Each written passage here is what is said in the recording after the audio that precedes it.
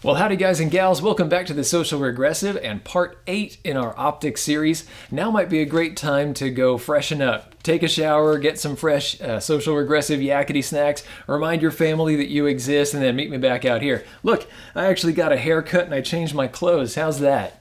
Well, today we're going to be talking about just one individual lens. That's our topic for today, but it's one very important individual lens. That is the objective lens that we have out on this end of the scope. This is where light first comes into the scope, and this kind of sets the tone for everything that's going to go on back through here. Yes, the lenses on the inside of this scope can let us down. We might have a beautiful image coming in through that first lens and everything goes bad, but usually it's kind of the other way around. Usually we are zooming in really close and taking a great look at something that's a little bit mushy out on this end. So we want this lens to be as high quality as we can, and we also want it to be very well matched for what we're doing. This lens has some effects that you really need to know about before you pick your ultimate scope. So yeah, this is the US Optics TS20X. This has a zoom range of 2.5 up to 20, so that is quite a zoom range. That's very large, and this is one that has essentially the same sort of power at max at 20x as we get into with some of these varmint scopes. Like these up here, these are a 25 and a 24. That's plenty of power with this 20x to be able to see some very small targets at some pretty long distances. And this scope can handle them quite well, partly because of how they have this set up here.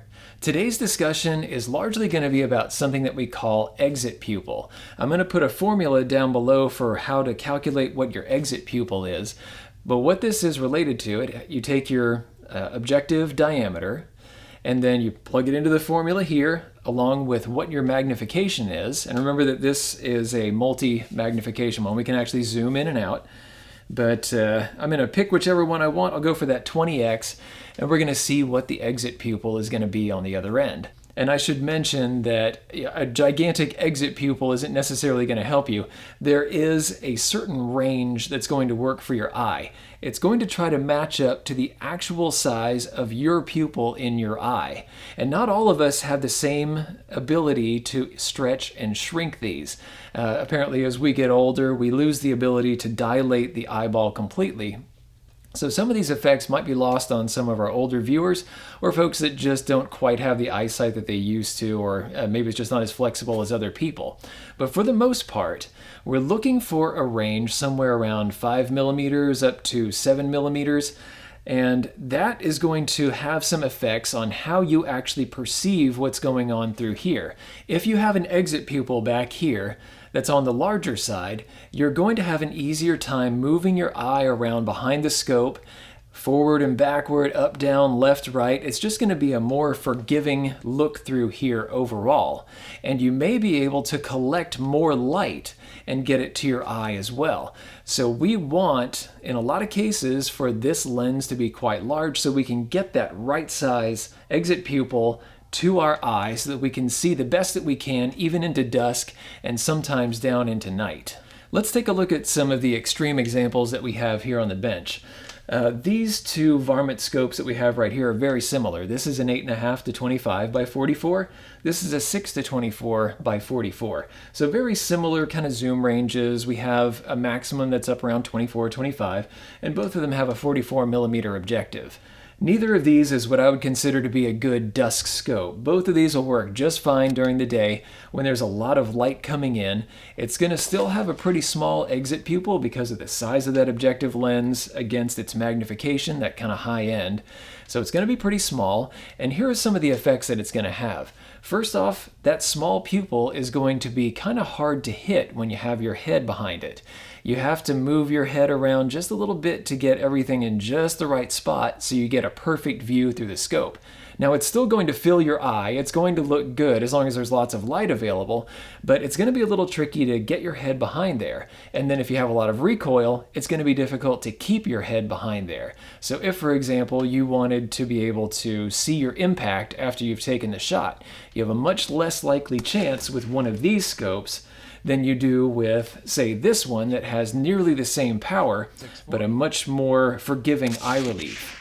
Also, my head overall is going to be farther away from this scope than it will from these. Now, some of these things can change, but for the most part, if you have a large exit pupil, you're going to have more flexibility to move your head a little farther back away from the scope and not get kissed by it if you have a higher recoiling rifle.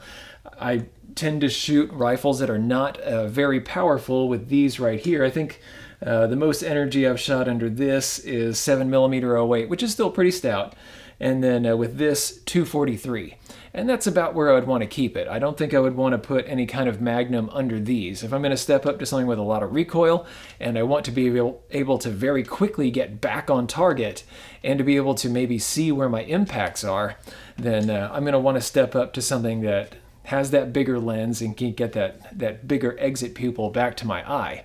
Another thing that's going to happen is I'm going to get extended hours with this. As we start getting down toward dusk, or if suddenly clouds come out, or maybe rain is threatening, or even down into night, there are shots that I can take with this guy, or with this Nikon FX1000 with its 50mm lens, 50mm here on the forge. These are going to continue to keep going as it starts getting dark. Now, if you do have something that doesn't have the optimum exit pupil, you don't have to worry about it too much. With a bunch of these, you can just dial the magnification back. Remember that these, in most cases, are going to be zoomed scopes, so we can take this down from 20 to 2.5 in this case, and when I do that, plugging in that exit pupil formula, I'm going to get a much larger exit pupil, and I'll be able to take those shots at dusk and beyond. Now, some of these, like this one that has the 8.5 to 25, I've taken this out at dusk, and it is just awful because with that 44mm lens and having only a minimum power of 8.5, this one fails long before a bunch of these other scopes that I could take out. So if you do have a high zoom ratio scope, that might be something to think about. If you wanted to make sure that you have something that's flexible for day and for night, you might be thinking about that large zoom ratio like this one. It's going to help it to maintain its ability to perform from daylight all the way through dusk. Another effect that you're going to get from a larger objective like this one, if we're assuming glass for glass, same glass quality, same grind quality, same coatings and everything, then you are going to possibly increase your resolution as that lens gets bigger. You're going to have more of what we could call a sweet spot. You're going to be able to see more detail through the center of the scope, but also around the edges as well. You might get a little bit more resolution as you start to dial around here. Now, there are a lot of other things that can come into play, like the shape of the lens. There are all kinds of distortions that we can get into if we're not correcting for a chromatic aberration and all sorts of stuff. But I'm talking about glass for glass, same setup for same setup. You're going to get more resolution and just a prettier image overall if you do get that larger lens. Those are the positives. Now for the negatives. First off, this weighs a whole lot. The lenses themselves take up quite a bit of the weight that's going on in the scope. Yeah, you have the tube and the metal and everything going on through the turrets, but as you do start to increase the sizes of these lenses, it's going to get heavier. Not only that, just look at its dimensions overall compared to something like the Simmons 44 mag here. The actual scopes, this one is actually just a tiny bit shorter. You can see that we have a sunshade attached to this one, but it's just shorter overall. If you look at the height of the turrets, it's just smaller. It's going to knock against less stuff, and this weighs very, very little.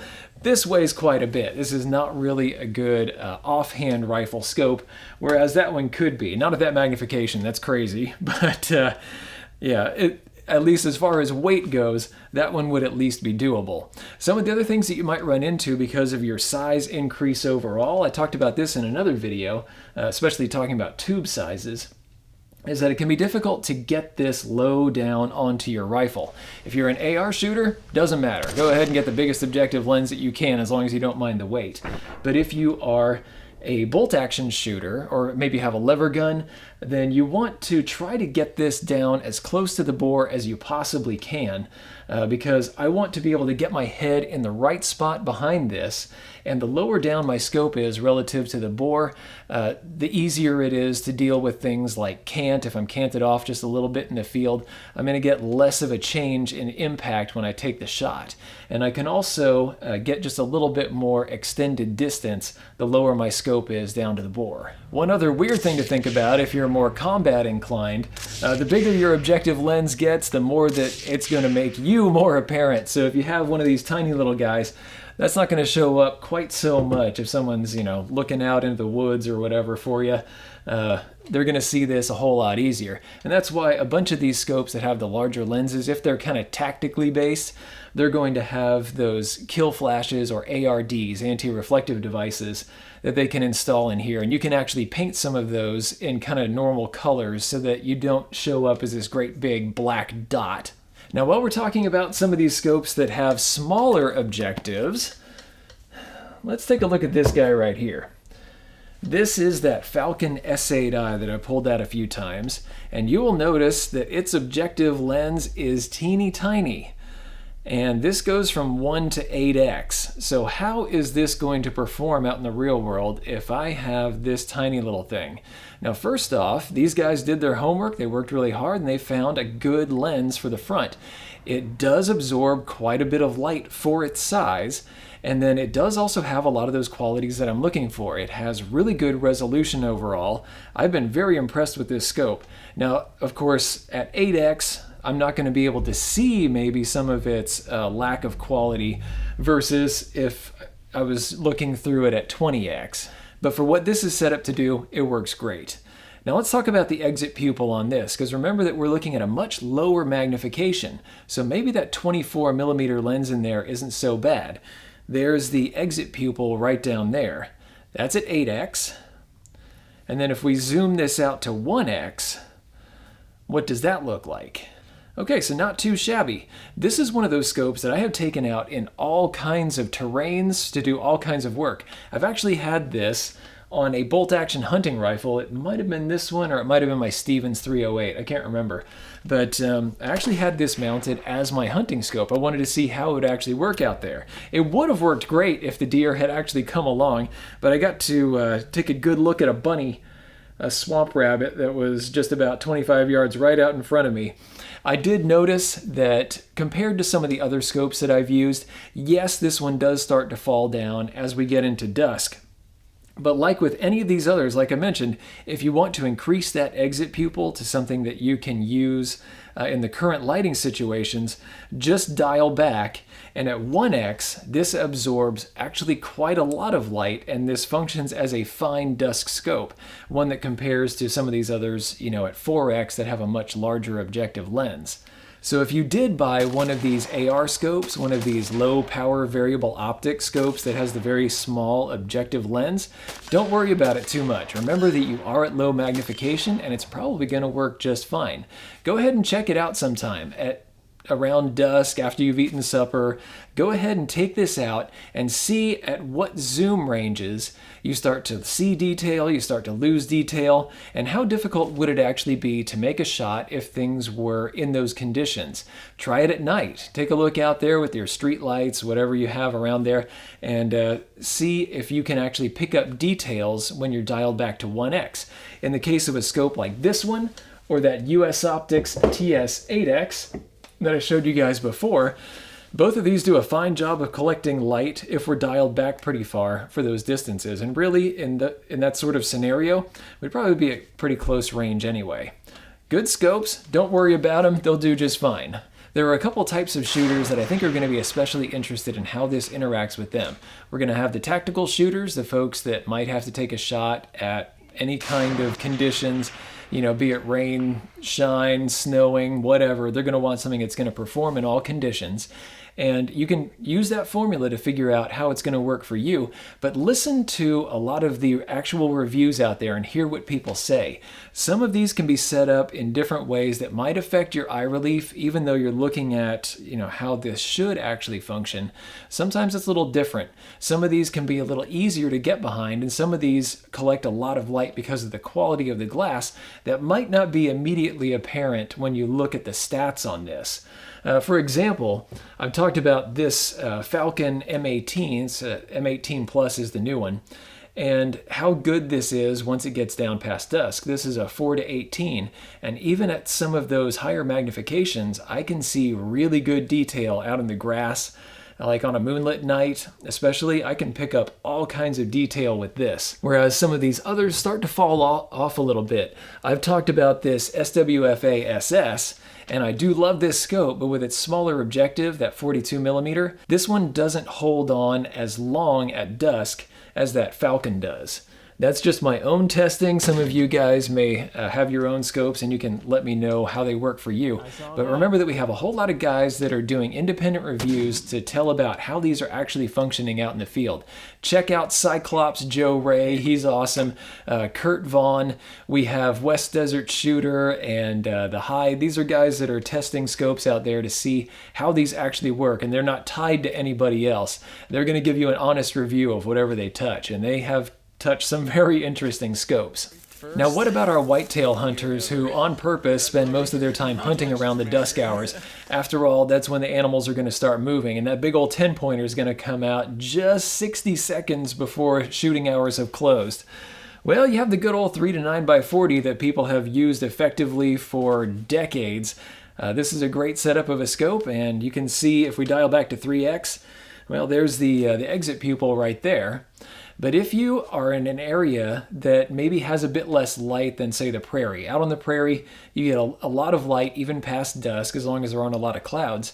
But if you're in the woods, if you're in a thickly wooded area, even during the middle of the day, sometimes you're not going to get as much light as other people.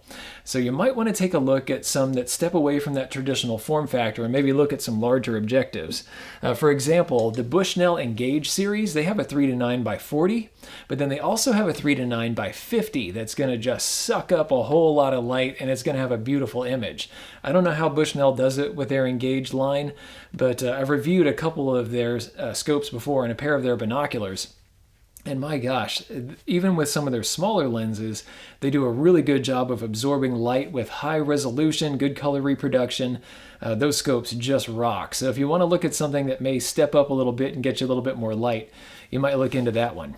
Well, thanks a lot for watching, everybody. If you have anything else to add about the objective sizes, go ahead and put them in the comments down below. There are a lot of folks that have done way more than I ever have. I've done, a fair amount of hunting during day and dusk. I've even done a little night hunting. That's good fun. I've used night vision and stuff, but there are plenty of folks that have done way more than me, and they'll be able to fill in some of the gaps that I've left. So guys, please leave questions down below, put comments down there. I'd love to see what you guys think about all this. I really appreciate everybody watching. It's been a fun series so far, and I'm curious to see where we're going to actually end this. I keep thinking of one more little topic and making one more quick video on it. We're going to see where this ends. But thank you to everybody that has made these videos possible, especially the patrons of the Destructive Arts. If you would like to join their noble ranks, I'll put a link to Patreon around here and you can click over. We got a lot of folks that are just chipping in $1 or $2 a month so that we can keep content like this coming. And even if it's not exactly right in every little detail, hey, that's what the comments are for. It gives people a chance to chat. But thank you to patrons at the 338 Lapua Magnum level, Sportsman's Guide, Stan and Mary, and Tyler. And then at the 300 Win Mag level, we have Joseph Davis, Peter, Howard, and Mr. No Name. I will see you guys around in the next video. Thanks for watching. If you liked this video, be sure to like, share, and most importantly, subscribe. Even if you didn't like this particular content, go ahead and subscribe. There's probably something coming that's more up your alley. Check out this playlist right here. This is going to have videos in a similar vein to what you just watched. These 2 videos we cherry-picked for you. And finally, The Social Regressive is on Patreon. So you can become a patron of the Destructive Arts and earn some goodies while helping us to provide high-quality videos just by kicking us a few bucks a month. Thanks a bunch for your patronage.